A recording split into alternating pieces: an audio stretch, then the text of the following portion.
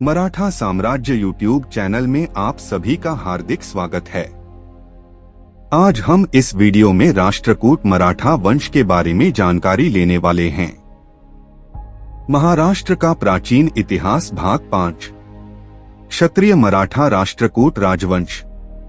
क्षत्रिय मराठा चालुक्य राजवंश के वातापी यानी बदामी शाखा के 222 वर्ष के शासनकाल के बाद वातापी के चालुक्य राजवंश की शक्ति कम होने के बाद यानी ईस्वी 757 में उदय हुआ राष्ट्रकूट मराठा वंश का।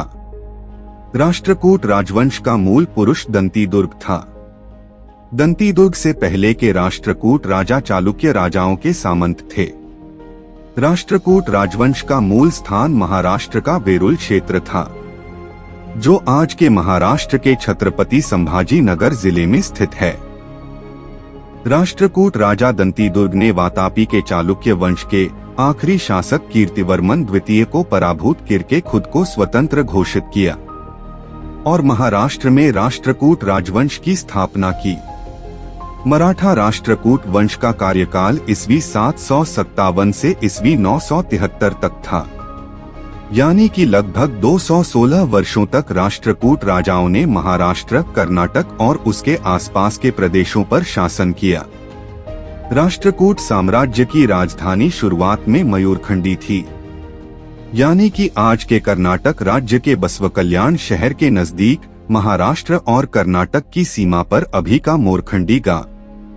बाद में राष्ट्रकूट राजा अमोघवर्ष प्रथम ने राजधानी को मान्यखेत में स्थलांतरित किया। राष्ट्रकूटों की राजभाषा संस्कृत, कन्नड़ और प्राकृत महाराष्ट्री थी। प्राकृत महाराष्ट्री का ही रूपांतर बाद में मराठी भाषा में हुआ। राष्ट्रकूट राजवंश में अनेक राजा हुए, उनमें से कुछ महत्वपूर्ण राजाओं की वंशावली आगे देते हैं।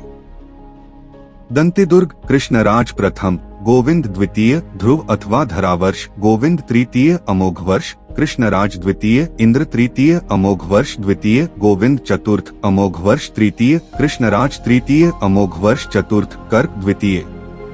राष्ट्रकूट राजा दंतीदुर्ग ने चालुक्य राजा द्वितीय कीर्तिवर्मन को पराभूत करने के बाद परमेश्वर, परमभट्टारक, महाराजाधिराज यह उपाधियां धारण की।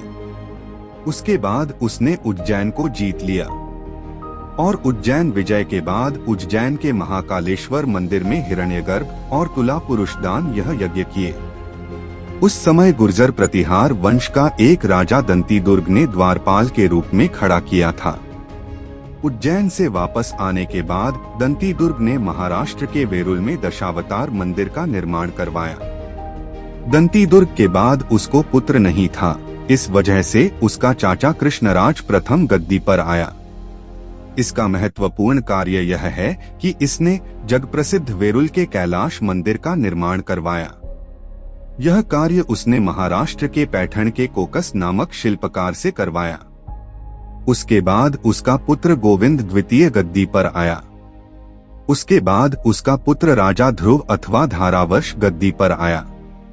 इसने उत्तर भारत के गुर्जर प्रतिहार वंश के राजा वत्सराज का पराभव किया। इसने उत्तर भारत के राजनीति में हस्तक्षेप किया, कन्नौज के त्रिपक्षीय संघर्ष में भाग लिया। उसके बाद उसका पुत्र गोविंद तृतीय गद्दी पर आया।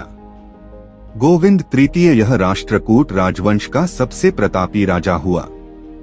इसने कन्नौज के त्रिपक्षीय संघर्ष में भाग लेकर विजय प्राप्त की। उसके बाद उसने श्रीवल्लभ और पृथ्वीवल्लभ यह उपाधियां धारण की। इसने उत्तर भारत के पाल वंश और गुर्जर प्रतिहार वंश, इन दो शक्तिशाली राजवंशों के राजाओं का पराभव किया और उत्तर भारत में राष्ट्रकूट साम्राज्य की स्थापना की। उसके बाद उसने दक्षिण में भी कांची, आंध्र प्रदेश और श्रीलंका यह सब प्रदेश जीत लिए और दक्षिण भारत में भी राष्ट्रकूट साम्राज्य स्थापित किया। इस वजह से इसके घोड़ों ने हिमालय से लेकर कन्याकुमारी तक का पानी पिया है, ऐसा कहा जाता है। उसके बाद अमोघवर्ष प्रथम गद्दी पर आया। इसने नृपतुंग, वीरनारायण और कविवल्लभ यह उपाधियां धारण की। इसने राजधानी मयूरखंडी से मान्यखेत को स्थलांतरित की। मान्यखेत यानी अभी के कर्नाटक राज्य के गुलबर्गा जिले का मालखेड़ गांव। यह लेखक था। इसने रत्नमालिका और कविराजमार्ग यह 2 ग्रंथ लिखे। इसके दरबार में जिनसेन, महावीराचार्य और शाक्तायन यह कवि और लेखक थे। इनमें से जिनसेन ने आदि पुराण, महावीराचार्य ने गणित सार संग्रह और शाक्तायन ने अमोघवृद्धि यह ग्रंथ लिखे। शाक्तायन जैन पंथीय था। उसके प्रभाव में आकर अमोघवर्ष ने भी जैन पंथ स्वीकार किया था। उसके बाद कृष्णराज द्वितीय गद्दी पर आया। इसका कार्यकाल चालुक्य राजाओं के साथ संघर्ष में बीत गया। उसके बाद इंद्र तृतीय गद्दी पर आया। उसके बाद अमोघवर्ष द्वितीय गद्दी पर आया। उसके बाद गोविंद चतुर्थ गद्दी पर आया। उसके बाद अमोघवर्ष तृतीय गद्दी पर आया। उसके बाद कृष्णराज तृतीय गद्दी पर आया। इसने चोल राजा परांतक प्रथम का पराभव किया। उसके बाद उसने रामेश्वरम में सुंदर मंदिर और विजय स्तंभ का निर्माण करवाया। उसके बाद उसने कांची और तंजावर पर विजय प्राप्त करके तंजयकोंड यह उपाधि धारण की। उसके बाद अमोघवर्ष चतुर्थ गद्दी पर आया। उसके बाद कर्क द्वितीय गद्दी पर आया। यह राष्ट्रकूट वंश का आखिरी शासक था।